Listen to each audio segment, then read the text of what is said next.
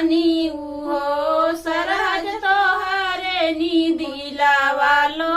भाने तू ही का लैके जाबै तू ही का लैके रहबै हो सरहज तोहरे नी दिलावा लो भाने तू ही का लैके जाबै तू ही का लैके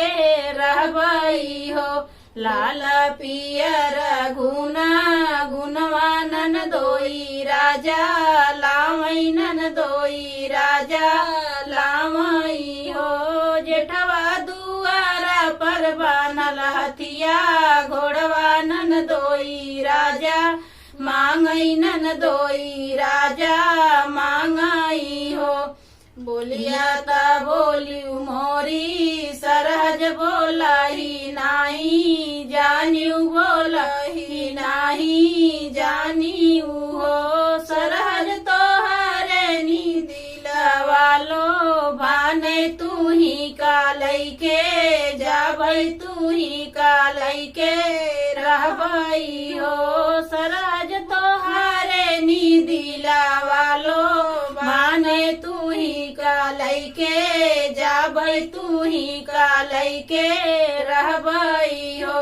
लाल पियर गुना गुणवानन दोई राजा लामैनन दोई राजा लामई हो देवरा दुआरा पर बानल हथिया घोड़वानन दोई राजा मांगैनन दोई राजा मांगई हो बोलिया त बोलियू मोरी सरहज बोलाही नाही जानियू बोलाही नाही जानियू हो सरहज तोहरे नी दिलावा लो